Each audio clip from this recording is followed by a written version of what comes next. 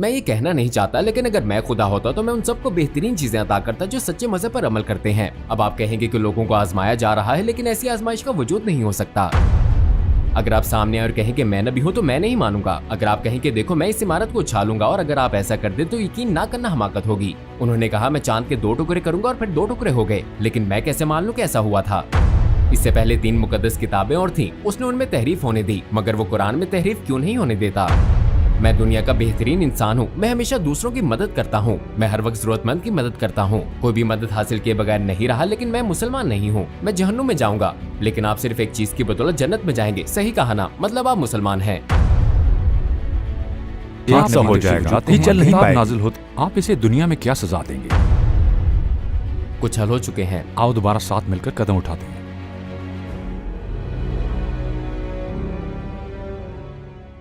اسے یوٹیوب پر پوسٹ کر سکتے ہیں؟ کوئی مسئلہ نہیں۔ اچھا، آپ کا عقیدہ کیا ہے؟ میں نہیں جانتا کہ فی الحال میرا کیا عقیدہ ہے۔ میں یہ نہیں کہہ سکتا کہ میں مسلمان ہوں، اور میں نہیں کہہ سکتا کہ میں مسلمان نہیں ہوں یا میں کچھ اور ہوں۔ چلے میں الجھن میں ہوں، مطلب میں واقعی الجھن میں ہوں۔ کیا آپ خالق کے وجود کو مانتے ہیں؟ جی بالکل، میں یقیناً مانتا ہوں۔ مطلب مسئلہ مذہب کے ساتھ ہے پھر؟ ہاں، مجھے مذہب کے حوالے سے کچھ مسائل ہیں۔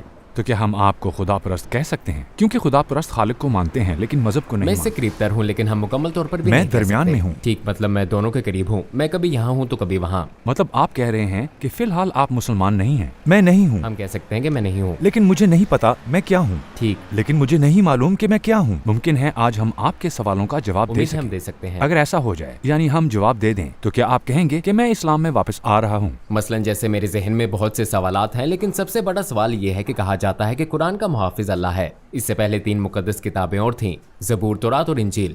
اگر پہلی نازل ہونے والی کتاب تورات کی حفاظت اللہ نے کی ہوتی، اگر اس میں کوئی تحریف نہ ہونے دی ہوتی تو زبور کی تو کوئی ضرورت نہ پڑتی، انجیل کی کوئی ضرورت نہ پڑتی، قرآن کی کوئی ضرورت نہ پڑتی، اور اس طرح یہودی، مسلمان اور عیسائی ایک دوسرے سے الگ نہ ہوتے، دنیا اتنی پیچیدہ جگہ نہ ہوتی۔ لیکن بھائی، یہاں ایک بنیادی حقیقت بھی ہے۔ مثلاً صرف 4 کتابیں نازل نہیں ہوئی تھیں، بلکہ 1,24,000 انبیاء بھی تھے۔ 1,24,000 انبیاء آئے، لوگوں کے رہنے سہنے کے انداز کے لحاظ سے، حالات کے لحاظ سے اللہ نے انبیاء کرام کو بھیجا۔ جب ہم ان انبیاء کو دیکھیں جنہیں ابتدائی زمانے میں بھیجا گیا، تو اس زمانے کے لحاظ سے معلومات دے رہے تھے۔ ایک تعلیمی نظام جیسے ایک کالج کا تصور کریں۔ یہ ایلیمنٹری اسکول، مڈل اسکول اور کالج کی طرز پر منظم ہوتا ہے۔ علم مرحلہ وار تشکیل پاتا ہے، درجہ درجہ بڑھتا ہے۔ اسی طرح اگر ہم انسانی تاریخ کا تصور تعلیمی شعبے کے طور پر کریں تو انبیاء مرحلہ وار آئے، ایک نبی تشریف لاتے ہیں، کتاب نازل ہوتی ہے، لیکن لوگ تحریف کر سکتے ہیں۔ میں بھی یہی کہہ رہا ہوں کہ اللہ ایسا ہونے دیتا ہے۔ اگر اس نے ان میں تحریف ہونے دی تو پھر قرآن میں کیوں نہیں ہونے دیتا؟ قرآن میں تحریف نہ ہونا، اللہ کا قرآن کی حفاظت کرنا اس لیے ہے کہ قرآن آخری کتاب ہے۔ اس کی وجہ یہ ہے کہ قرآن آخری کتاب ہے اور حضرت محمد صلی اللہ علیہ وآلہ وسلم آخری نبی ہیں۔ یہی وجہ ہے کہ اب چونکہ اور کوئی نبی نہیں آئے گا، لہٰذا قرآن کو محفوظ بنا لیا گیا ہے۔ قرآن کو محفوظ رکھنا ضروری ہے تاکہ یہ نظام لوگوں کو ہدایت کے راستے پر رکھے۔ لیکن چونکہ اس سے پہلے 1,24,000 انبیاء ترتیب سے آئے اور چونکہ وہ متواتر آتے رہے، اس لیے خدا کی طرف سے آزمائش کے طور پر لوگوں کو ان میں تحریف کی اجازت دینا عام بات ہے۔ یہ ممکن ہے، اس کی اجازت دینا ایک منشا، ایک ترجیح ہے، لیکن ہم پوچھ سکتے ہیں کہ اس نے قرآن ہی کے تحفظ کا فیصلہ کیوں کیا، اس کی حفاظت کی ضمانت دے کر، چونکہ یہ آخری کتاب اور آخری نبی ہیں اور اب کوئی نیا نبی یا کوئی نیا رسول نہیں آئے گا۔ یہی وجہ ہے کہ اللہ اس میں تحریف نہیں ہونے دیتا۔ اور یہ بھی کہ مثلاً جو لوگ اس دور میں اور اس ماحول میں تھے، ان کے لیے چیزیں نسبتاً آسان تھیں۔ میں آپ کو یہ بات کہی گئی اور لکھی گئی باتوں کی بنیاد پہ کہہ رہا ہوں۔ موت سے ہوئے ہیں چاند 2 ٹکڑے ہوا اور دیگر بھی، مجھے سب کچھ یاد نہیں۔ اگر آپ سامنے آئے اور کہیں کہ میں نبی ہوں تو میں نہیں مانوں گا۔ آپ کہہ سکتے ہیں میں اس عمارت کو اچھالوں گا، اور اگر ایسا ہو جائے تو کیا آپ کو نہ ماننے کا کوئی جواز ہے میرے پاس؟ نہیں، کیونکہ میں اسے دیکھ سکتا ہوں۔ میں نہ مانوں تو احمق بے وقوف ہوں گا، کیونکہ آپ اسے دیکھ سکتے ہیں۔ ایک شخص کہتا ہے میں چاند کے 2 ٹکڑے کر دوں گا اور چاند ٹکڑے ہو جاتا ہے۔ اس کے بعد آپ نہ ماننے والے کو کچھ نہیں سمجھا سکتے، سمجھے؟ لیکن میں کیسے مانوں کہ ایسا واقعی ہوا تھا؟ ہم اس کی 20 یا سینکڑوں مثالیں پیش کر سکتے ہیں۔ جب ہم کائنات کو دیکھتے ہیں تو بہت سے ثبوت نظر آتے ہیں۔ مثلاً جب ہم کار چلاتے ہیں اور اس دوران اگر کوئی مداخلت کرے تو کار 100 میٹر بھی نہیں چل سکے گی، ٹھیک؟ تقریباً حادثہ ہو جائے گا، بالکل، یہ چل نہیں پائے گی۔ تو میں کہوں گا کہ دوسرے شخص کی مداخلت سے اگر کوئی کار بھی 100 میٹر نہیں چل سکتی تو کہکشاؤں میں اس ترتیب کا تسلسل، دنیا میں اس ترتیب وار نظام کا تسلسل، اس بات کا ثبوت ہے خالق ایک ہی ہے۔ ہم پہلے اس پر متفق ہیں۔ اس بنیاد پر میں کہوں گا صرف ایک خدا کا ہونا لازمی ہے۔ یہ ہمارا پہلا ثبوت ہے۔ ہم دوسرے ثبوت کی طرف آتے ہیں۔ مثلا ہم کہہ سکتے ہیں کسی شخص نے یہاں تصویریں بنائی ہیں، ٹھیک؟ جی۔ اگر کوئی شخص یہاں تصویر بنائے تو اسے यहाँ रोशनी करनी होगी, ठीक है ना, वरना वो समझ नहीं आएगी. जाहिर है क्योंकि जब वो मुझे नजर नहीं आएंगी तो समझ नहीं आएगी. लिहाजा मैं कहूँगा अगर हम तस्वीर वाली जगह को रोशन कर दें तो हम इसे एक महफूम दे देते हैं. इस कायनात के खालिक, इसका महफूम अता करने वाले अल्लाह को पैगम्बरी इल्हाम का नूर जरूर भेजना था ताकि हमें ये महफूम समझने में मदद मिल सके. कायनात को समझने के लिए नबियों की जरूरत है. अल्लाह लामहदूद सिफात का मालिक है. मसलन अल्लाह रहीम है. लाफानियत का वजूद ही रहमदिली को रहमदिली बनाता है. खुशी को खुशी उसका लाजवाल होना ही बनाता है, यानी हमेशा जारी रहने वाली खुशी. जब हम इस तरह की सिफात को देखते हैं तो चूंकि वो लामहदूद सखावत, लामहदूद रहमदिली रखता है, लिहाजा इसके नताइज भी आखिरत में सामने आएंगे. अगर वो नहीं चाहता तो हम में ख्वाहिश का मादा पैदा न करता. इस बुनियाद पर मैं आपको कह रहा हूँ कि लाफानी जिंदगी की हमारी ख्वाहिश आखिरत में पूरी होगी. ये मालूमात मैंने कायनात की किताब में पढ़ी हैं, जो कुरान में भी हैं. लिहाजा मैं कहूँगा जिन जवाबात की मुझे तलाश है वो कुरान में है. जब मैं कुरान को देखता हूँ तो उसमें 90 मौजज़े नजर आते हैं.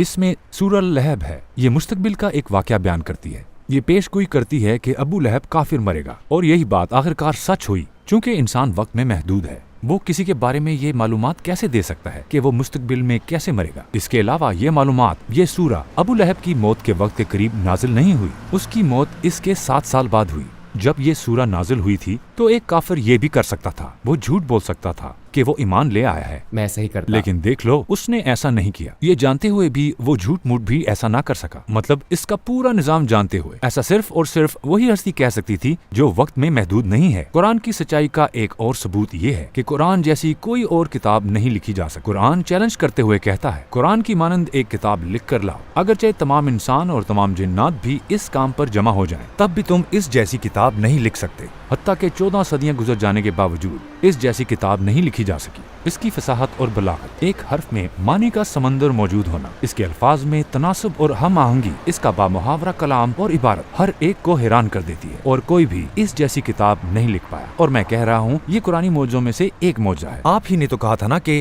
कुछ मावराए फितरत अमल सरजद होना चाहिए. आपने कहा कि नबी ने मौजे पेश किए, फिर क्या ये हैरान कुन नहीं है? कुरान इस जैसी किताब लिखने का कहता है. अगर सारी दुनिया इकट्ठी हो जाए तब भी वो इस जैसी किताब नहीं लिख सकी और ना ही लिख सकती है. और कुरान यही कहता है कि तुम नहीं लिख सकते. लिहाजा ये कुरान के सच होने का एक और सबूत है. हम बहुत सी मिसालें पेश कर सकते हैं. सच्चा मजहब इस्लाम ही है. ठीक है, दुनिया में कौन से मुल्क सबसे ज्यादा गरीब हैं? मैं ये कहना नहीं चाहता, लेकिन अगर मैं खुदा होता तो मैं उन सबको बेहतरीन चीजें अता करता जो सच्चे मजहब पर अमल करने वाले होते. मसलन अगर मैं सखी होता, अगर मैं रहमदिल होता, तो आज अफ्रीका में इतने ज्यादा बच्चे भूख से न मर रहे होते. वो नहीं मरते. मैं ऐसा कभी ना होने देता. यहूदी तवील अरसे से फलस्तीन में लोगों पर जुल्म ढा रहे हैं. अब आप कहेंगे कि यही तो लोगों के लिए आजमाइश है, लेकिन ऐसी आजमाइश कभी नहीं हो सकती. आजमाइश का मतलब अफ्रीका में भूख से मरना नहीं है. ये आजमाइश का हिस्सा नहीं है. मेरी आजमाइश भूख से मरना और दूसरों की दौलत में खेलना क्यों है? मेरी आजमाइश मरना और उनकी आजमाइश मारना क्यों है?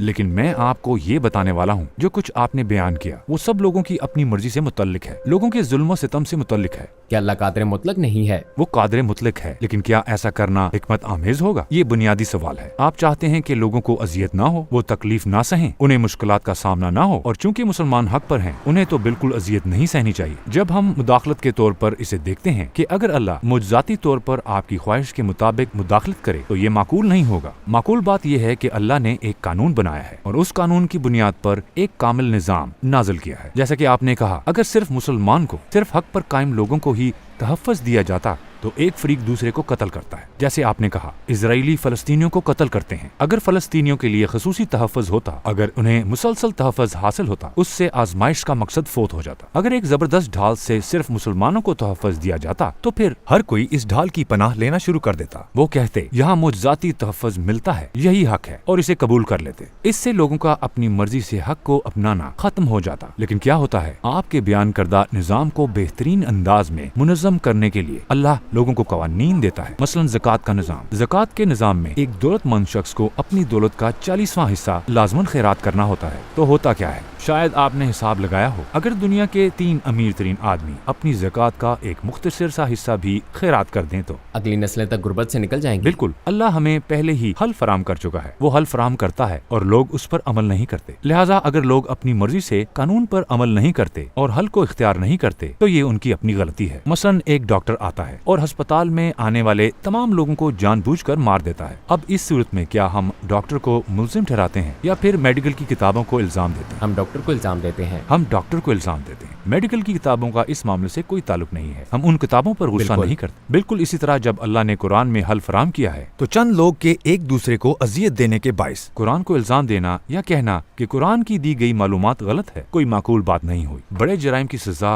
बड़ी जगहों पर दी जाती है और छोटे जराइम की सजा छोटी जगहों पर दी जाती है। उन्हें अदालत ले जाया जाता है। चुनाचे बड़े जराइम जैसे कि दूसरे अफराद का कत्ल, इज्तिमाई कत्ले आम को बड़ी अदालत में ले जाया जाता है और इनकी सजा आखिरत में दी जाएगी।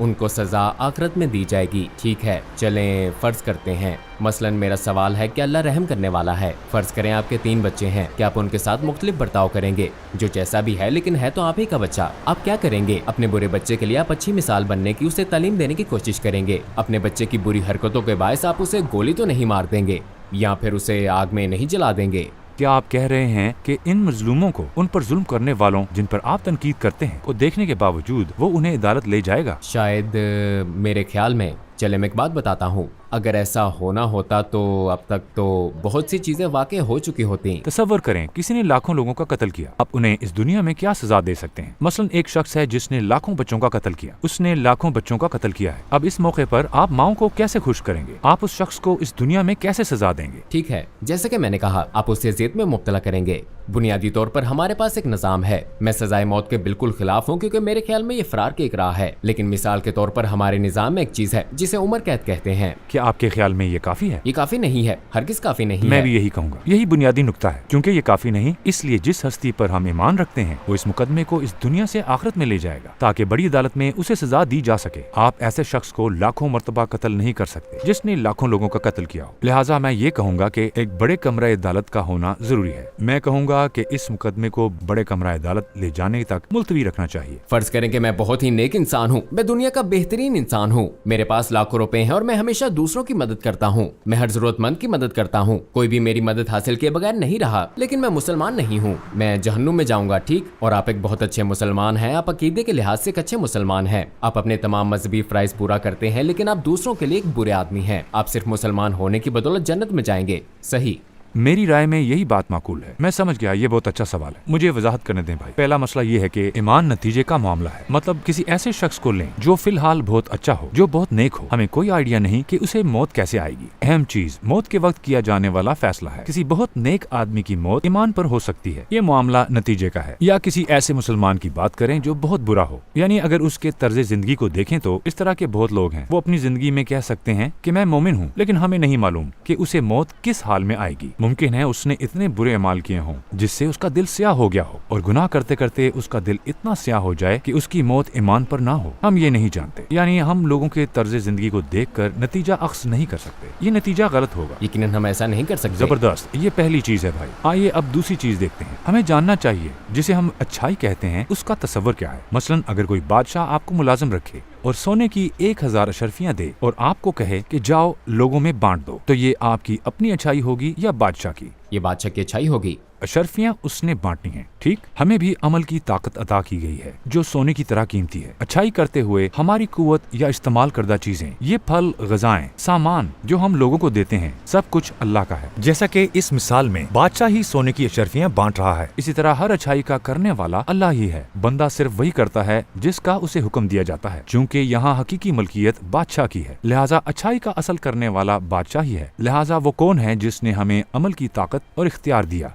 अल्लाह ही है जिसने हमें अमल की ताकत और इख्तियार दिया। अमल की ताकत के साथ साथ अच्छाई करने के लिए इस्तेमाल करदा चीजें और निजाम, ये सब किसने तख्लीक किए? अल्लाह ने। जब मैं अच्छाई करता हूँ तो मैं हमदर्दी और खुशी महसूस करता हूँ। किसने मुझे ये एहसासात दिए? कौन मुझसे अच्छाई करवाता है? कौन मुझे जज्बात देता है? फिर से अल्लाह ही है। लिहाजा तमाम सरचश्मे अल्लाह ही से मिलते हैं। उसने मुझे अमल की ताकत इस्तेमाल करने का हौसला दिया और मुझे खुशी का एहसास दिया। उसने मुझ में सखावत की सिफ्त पैदा की। फर्ज करें कि एक आदमी यहाँ आया और उसने बहुत सी जगहों पर बम रख दिए। ठीक है, फिर वो कहीं दूर चला गया और सिर्फ एक बटन दबाकर 1 लाख लोगों को कत्ल कर दिया। अब अदालत में वो कह सकता है, प्यारे जज साहब, मैंने क्या गलत किया? मैंने सिर्फ बटन ही तो दबाया, सिर्फ 1 सेकंड लगता है। वैसा नहीं कह सकता। आप इस मामले को इतना बढ़ा चढ़ा क्यों रहे हैं?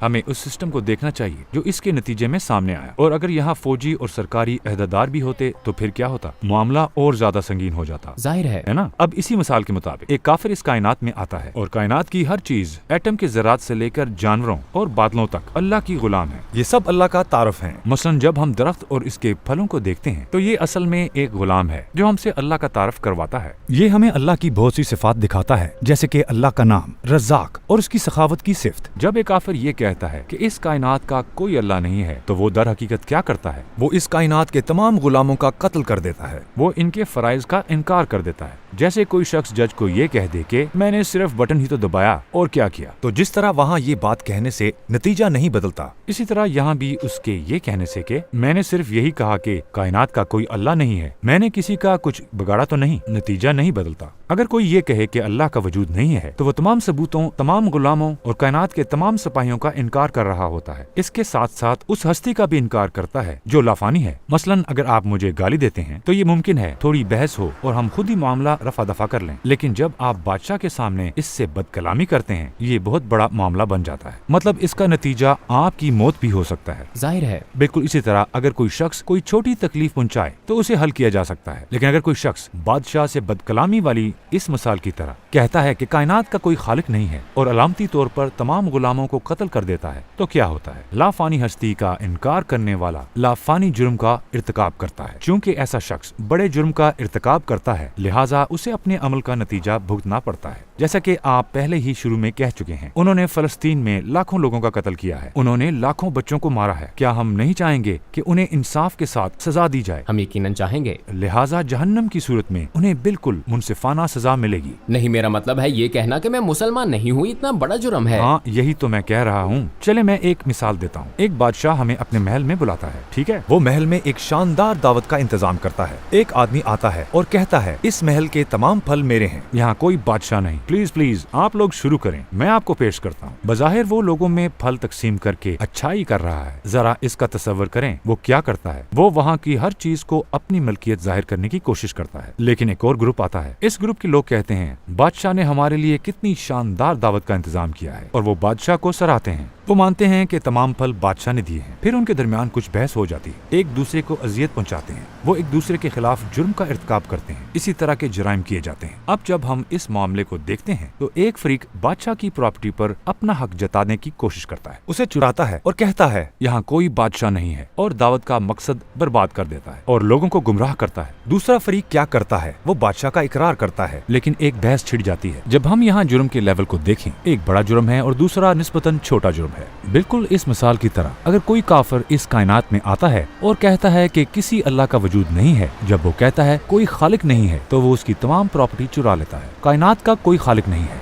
ये सारी प्रॉपर्टी मेरी है, मेरे जिस्म पर मेरा हक है। जब वो कोई अच्छाई करता है, लोगों में फल तकसीम करता है और कहता है वो तो लोगों के साथ अच्छाई कर रहा है, और लोगों को कहता है कि इस जगह का कोई बादशाह नहीं, इसका मतलब है ये कि वो यहाँ मौजूद हर शय की मलकियत पर अपना हक जमाने और उसे चुराने की कोशिश करता है। और उसका ये मतलब है कि वो यहाँ मौजूद हर गुलाम का इलामती कत्ल कर देता है, क्योंकि हर चीज को अल्लाह की सिफात जाहिर करने के लिए पैदा किया गया है। एक मुसलमान यहाँ जुर्म का इर्तिकाब कर सकता है, लेकिन वो इस कायनात के बादशाह का इकरार करता है। लेकिन जैसे मैंने आपसे कहा, ये बुनियादी बातें मरहलावार हल होंगी। कुछ हल हो चुकी हैं। मैं पहले इस बारे में हमेशा सोचता हूँ, मैं इस बारे में सोचना जारी रखूंगा। मेरा मतलब है मुझे आपसे मदद मिली। आप कह रहे हैं बाज हल हो चुकी हैं, मगर सब नहीं। मसलन हम घर से बाहर हैं, ठीक है, और फर्ज करें हम किसी चट्टान के किनारे पर हैं। वहाँ एक महल भी है जिसके 100 दरवाजे हमारे सामने हैं। इस महल के 100 दरवाजों में से एक दरवाजा खुला है और 99 दरवाजे बंद हैं। लेकिन हमें संगीन सूरत हाल दरपेश है। इस सूरत में क्या हम महल में इसलिए नहीं जाएंगे कि इसके 99 दरवाजे बंद हैं? हम ऐसा नहीं करेंगे। एक दरवाजा पहले ही खुला है, हम क्यों दाखिल नहीं होंगे? लेकिन अगर जरूरत हुई तो मैं अंदर जाकर मजीद दरवाजे खोल सकता हूँ। इस मिसाल के मुताबिक भाई, हो सकता है कि इस्लाम के कुछ कवानीन बाज़ औक़ात आपको माकूल ना लगे, हो सकता है आपको उन्हें समझने में मुश्किल पेश आए। यानी इस्लाम के चंद दरवाजे आपके लिए बंद रह सकते हैं, लेकिन जैसा कि हमने कहा, एक दरवाजा भी महल में दाखिल होने के लिए काफी है। अगर हम बाहर रहने के बजाय इस्लाम के महल में दाखिल हो जाएं और अंदर से बाकी दरवाजे खोलने की कोशिश करें तो कैसा रहेगा? क्या अंदर रहना ज्यादा माकूल नहीं होगा? जैसा कि मैंने कहा, 7 से 8 साल पहले मैं अंदर ही था, मैं अंदर से दरवाजे खोलने की कोशिश कर रहा था। ठीक है, आप दोबारा दाखिल हो सकते हैं। मसलन आज हमने साथ मिलकर कुछ दरवाजे खोले हैं। इस मर्तबा मैं बाहर से खोलने की कोशिश कर रहा हूँ। मैं अंदर से खोलने में नाकाम रहा था, मैं बाहर से खोलने की कोशिश कर रहा हूँ। लेकिन जैसा कि हमने कहा, कम से कम कुछ बुनियादी बातें तो हल हो चुकी हैं। बिलाखिर हमने एक दरवाजा खोल लिया। हमने किया 2 दरवाजे खोले हैं। हम बाकी सवालात हल कर सकते हैं। देखें, हम चट्टान के किनारे पर खड़े हैं। आप समझ रहे हैं ना, मौत की हकीकत का सामना हम सबको है और बाहर रहकर हमारे हाथ कुछ नहीं आएगा, क्योंकि बाहर से जीतने के लिए कुछ है ही नहीं। मुमकिन है मैं अंदर से कुछ दरवाजे ना खोल सकूं। ऐसा हर तरह की सूरत हाल में हो सकता है। हत्ता कि बाज क्लासेस में हमें कुछ चीजें देर से समझ आती हैं, फिर हमारी मंतक तब्दील हो जाती है। लिहाजा हम कहते हैं कि अगर एक दरवाजा खुला है तो आइए अंदर चलते हैं, आइए अंदर से तलाश करते हैं। यकीन करें, ऐसा करना ज्यादा माकूल, ज्यादा मंतकी नुक्ताए नजर होगा। अगर हम ऐसा करें तो क्या ये ज्यादा खूबसूरत नहीं होगा? चलें, बाकी दरवाजे बाद में मिलकर तलाश कर लेंगे। हो सकता है, मैं किसी चीज का वादा नहीं कर रहा, मगर हो सकता है। आइए साथ मिलकर एक और कदम उठाते हैं। मेरा मतलब है मैं तजब्जुब में हूँ। भाई, मेरे ख्याल में एक दरवाजा आपके लिए काफी है। मतलब कि एक दरवाजा। मैं कोशिश करूंगा, मैं वाकई कोशिश करूंगा। हो सकता है आप इस बारे में आज रात सोचें। मेरा ख्याल है अगर आप महल में दाखिल हो जाएं तो ये आपके लिए और ज्यादा खूबसूरत होगा। इसके बारे में खुद सोचिए। अगर आपके जहन में कोई सवालात हैं तो मैं इनके जवाब देने के लिए तैयार हूँ। शुक्रिया। ये बातचीत अच्छी थी। अपना ख्याल रखिएगा। शुक्रिया। आप भी अपना ख्याल रखिए।